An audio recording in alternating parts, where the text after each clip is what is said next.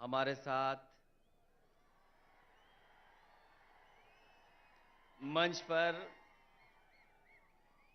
आपके सबसे प्रिय नेता और यहाँ के मुख्यमंत्री आदरणीय के चंद्रशेखर राव जी, मंच पर उपस्थित दिल्ली के मुख्यमंत्री अरविंद केजरीवाल जी, पंजाब के मुख्यमंत्री श्री भगवत मान जी, सीपीआई के जनरल सेक्रेटरी आदरणीय डी राजा जी और मंच पर उपस्थित सभी बीआरएस पार्टी के सभी वरिष्ठ नेता, यहां पर इस सभा में उपस्थित बीआरएस पार्टी के संगठन के सभी पदाधिकारी, मिनिस्टर्स, सांसद, विधायक, सभी नेता और बड़ी संख्या में, जहां तक मैं देख सकता हूं मुझे लोग ही लोग दिखाई दे रहे हैं, सर दिखाई दे रहे हैं। मैं अगर बाईं तरफ देखता हूं मुझे लोग ही लोग दिखाई दे रहे हैं, सर दिख रहे हैं। दाईं तरफ देखता हूं तो सर दिखाई दे रहे हैं। और मैं जब सामने देखता हूं, जहां तक देख सकता हूं वहां तक मुझे लोग दिखाई दे रहे हैं। मैं इस ऐतिहासिक धरती पर, खम्मम की ऐतिहासिक धरती पर, मैं आदरणीय केसीआर साहब का बहुत बहुत धन्यवाद और आभार प्रकट करता हूं कि यहां पर इतनी बड़ी संख्या में आपने बुला करके पूरे देश को एक संदेश देने का काम किया है। आज सुबह से लगातार हम लोग काम देख रहे हैं। मैं सामने जहां पर बिल्डिंग में हम लोग बैठे थे, ये इंटीग्रेटेड जो ऑफिस बनी है, कॉम्प्लेक्स बना है, एक ये उदाहरण है सरकारों के लिए कि एक जगह कैसे अधिकारी बैठ सकते हैं और जनता को तकलीफ और परेशानी नहीं होगी, एक ही जगह पर समस्या का समाधान हो जाएगा। ये खम्मम वो धरती है जिसने हमेशा इतिहास बनाने का काम किया है। यहां के लोगों ने बड़ी से बड़ी हुकूमत रही होंगी, ताकतें रही होंगी, उनके खिलाफ अपनी आवाज उठाने का काम किया है। यहां के किसान, यहां के नौजवान, अगर किसान कभी इकट्ठे हुए हैं और अपनी आवाज को बुलंद करना पड़ा होगा, तो यहां के किसान इकट्ठे होकर के अपनी आवाज बुलंद कर करके उस समय की हुकूमत को हिला के रख दिया। मुझे उम्मीद है कि आने वाले समय में जो हालात हैं देश के, जिन परिस्थितियों से हम लोग गुजर रहे हैं, जहां भारत सरकार और खासकर भारतीय जनता पार्टी, जिसकी सरकार दिल्ली में है, एक एक सरकारें जो चुनी हुई उनको परेशान कर रही है। चाहे वो आपकी सरकार हो और चाहे आपके बीआरएस की पार्टी की सरकार हो, जो सहयोग और जो मदद और जो लोकतंत्र में सम्मान मिलना चाहिए वो सरकार सम्मान नहीं दे पा रही है। समय समय पर रुकावट कैसे पैदा हो, नेताओं को कैसे परेशान किया जाए, उनके खिलाफ क्या साजिश की जाए, उनके विपक्ष के लोग जो उनके सामने खड़े होकर के सवाल पूछते हैं, उनको किस षड्यंत्र से उनको दबाया जाए, उनकी छवि कैसे खराब की जाए, ये भारतीय जनता पार्टी की सोची समझी सी रणनीति के तहत काम कर रहे हैं। जो संस्थाएं हमें न्याय देना चाहती हैं, जहां से हम न्याय के लिए पुकार सकते हैं, उन संस्थाओं को भी दबाव बनाने का काम अगर कोई कर रहा है तो भारतीय जनता पार्टी कर रही है। अभी कल ही भारतीय जनता पार्टी की मीटिंग खत्म हुई है और उन्होंने कहा कि 400 दिन बाकी हैं हमें तो लगता था कि ये सरकार तो वो है जो दावा करती थी कि हटेगी नहीं। अब तो वो स्वयं स्वीकार कर रही है कि अब 400 दिन हैं। जो सरकार अपने दिन गिनने लगे, जो सरकार अपने दिन बताने लगे, समझ लो ये 400 दिन बाद सरकार रुकने वाली नहीं है। अब तो 399 दिन बचे हैं। और जैसा कि भारतीय जनता पार्टी का समय समय पर जो बुनियादी मुद्दे हैं कि महंगाई कैसे कम हो, बेरोजगारी कैसे कम हो, हमारे लोग जो भारत छोड़ करके चले जा रहे हैं, कुछ लोग तो अपनी खुशहाली के लिए जा रहे हैं, लेकिन बड़ी संख्या में लाखों लोग ऐसे हैं जो धन दौलत उनके पास है, वो इस देश में रहना नहीं चाहते, क्योंकि ये सरकार उनको रहना नहीं देना चाहती। इनके पास बुनियादी ठोस मुद्दे जो किसान की जरूरत के वो नहीं पूरे कर रहे हैं। आपको सबको याद होगा, यही बीजेपी के लोगों ने कहा कि हम किसानों की आय 2022 तक दोगुनी कर देंगे, किसान की आमदनी दुगनी हो जाएगी। हालांकि 2023 शुरू हो गया है, लेकिन मुझे तो ये लगता है किसान की तकलीफ और परेशानी को देख करके इन भारतीय जनता पार्टी के लोगों का 2022 अभी खत्म नहीं होगा। इनका 22 खत्म नहीं होगा, 23 आ गया, 24 आ जाएगा, लेकिन भारतीय जनता पार्टी ने जो वादा किया था कि 22 तक हम किसानों की आय दोगुनी कर देंगे, वो अभी दोगुनी नहीं हुई है।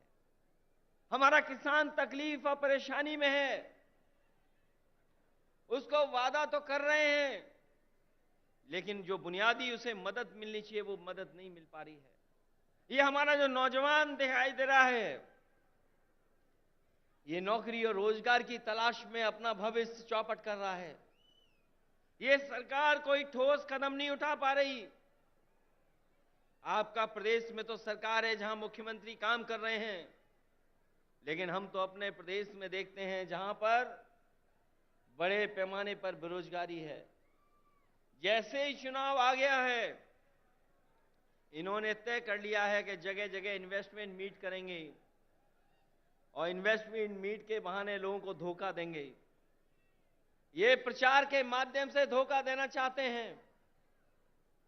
वैसे तो समय समय पर देश के लोग और देश के जो नेता होते हैं वो G20 की अध्यक्षता कर रहे हैं, लेकिन इस बार इन्हें मौका मिला है अध्यक्षता करने का। मुझे लगता है कि केवल चुनाव के लिए ही प्रचार करेंगे, उसमें कोई ठोस कदम नहीं उठाएंगे। इसलिए आज जब हम इतनी बड़ी संख्या में लोगों के सामने इकट्ठे हुए हैं, जहां मुझे लोग ही लोग दिखाई दे रहे हैं, उनके सामने मैं कह सकता हूं कि अगर तेलंगाना में सफाया हो रहा है बीजेपी का, तो उत्तर प्रदेश भी पीछे नहीं रहेगा। आप अपने प्रदेश से हटाइए, यूपी से हम लोग मिलकर के उनको हटाने का काम करेंगे। हम यूपी वाले यही जानते हैं कि जिन्हें प्रधानमंत्री बनना है वो उत्तर प्रदेश जरूर आते हैं। इसीलिए आपने देखा होगा गुजरात से उत्तर प्रदेश आए। अगर गुजरात से प्रधानमंत्री बन सकते होते तो शायद गुजरात वो नहीं छोड़ते, लेकिन उत्तर प्रदेश के साथ जो धोखा हुआ है उसकी आप कल्पना नहीं कर सकते हैं। मां गंगा हमारी पूजा का, हमारी आस्था का, हमारी संस्कृति की स्थान है। एक पानी का जहाज चला करके, विलासिता का जहाज चला करके न जाने क्या सपने दिखा रही है सरकार। और जिस मां गंगा को साफ हो जाना चाहिए था, मां गंगा वैसी की वैसी है, नदी साफ नहीं है, नदी को साफ नहीं कर पाए। मुझे खुशी है इस बात की कि जब मैं मुख्यमंत्री था उस समय आपके मुख्यमंत्री जी ने एक फैसला लिया था कि यहां पर किसानों के खेत तक और घरों में पानी पीने का कैसे इंतजाम किया जाए।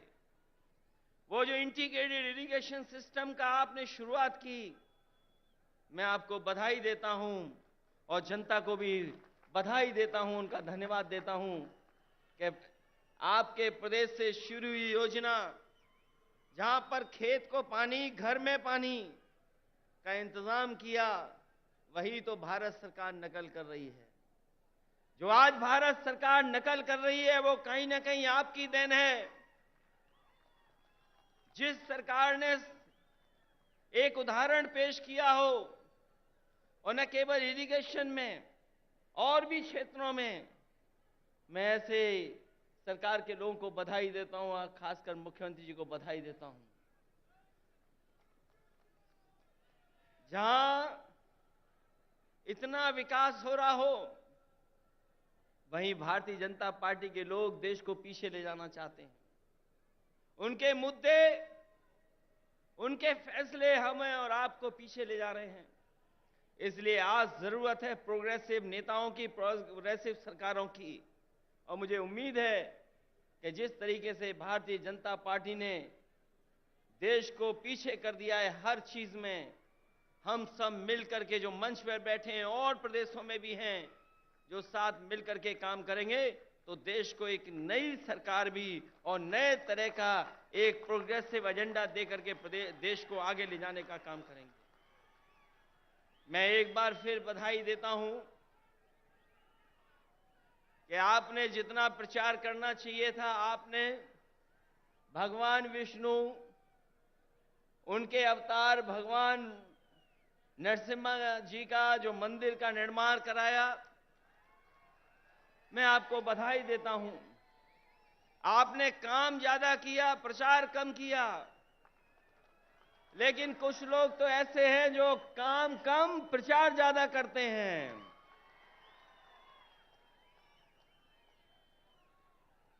इसलिए जब अभी हम लोगों ने त्योहार भी मनाया है, हमारे यहां मकर संक्रांति का त्योहार तब मनाया जाता है जब सूर्य उत्तरायण हो जाता है। अगर हम मकर संक्रांति मनाते हैं तो देश में अलग अलग जगह अलग अलग त्योहार मनाते हैं। अगर सूर्य उत्तरायण हुआ है तो राजनीति दक्षिणायन चली गई है, और उत्तरायण से अगर कोई चीज शुरू हुई है और अगर दक्षिणायन राजनीति शुरू कर रहा है, तो मुझे उम्मीद है कि आने वाले समय में बदलाव देश में आएगा और देश में एक नई सरकार होगी। ये भारतीय जनता पार्टी के लोग नहीं रहेंगे, क्योंकि इनके पास भ्रम और जाल फैलाने के अलावा कोई रास्ता नहीं है। ये समय समय पर भ्रम फैलाते हैं, समय समय पर जाल फेंकते हैं। ये भारतीय जनता पार्टी भ्रम जाल पार्टी है, इससे सावधान रहना। हम लोग तो सावधान कर ही रहे हैं, लेकिन आप लोग भी सावधान करना, जिससे देश में एक नया परिवर्तन आए। मैं इन्हीं शब्दों के साथ आप सबका बहुत बहुत स्वागत करता हूं, बधाई देता हूं। इस ऐतिहासिक धरती पर जो ऐतिहासिक जनसभा हुई है, उसके लिए बहुत बहुत बधाई। और यहां पर जितने भी दूसरे दलों के नेता हैं, मैं उन सब का स्वागत करता हूं। और एक बार फिर आपके मुख्यमंत्री केसीआर राव साहब का बहुत बहुत स्वागत और बहुत बहुत धन्यवाद और बहुत बहुत बधाई, हम सबको यहां पर इकट्ठा करने के लिए और लाने के लिए बहुत बहुत धन्यवाद आपका। సోదరులారా, మనకు కొద్దిగా ఓపిక అవసరము. అతిథులను పిలుచుకున్నాం కాబట్టి కొద్దిసేపట్లో నేను మాట్లాడతా. ఇప్పుడు గౌరవనీయులు కమ్యూనిస్ట్ పార్టీ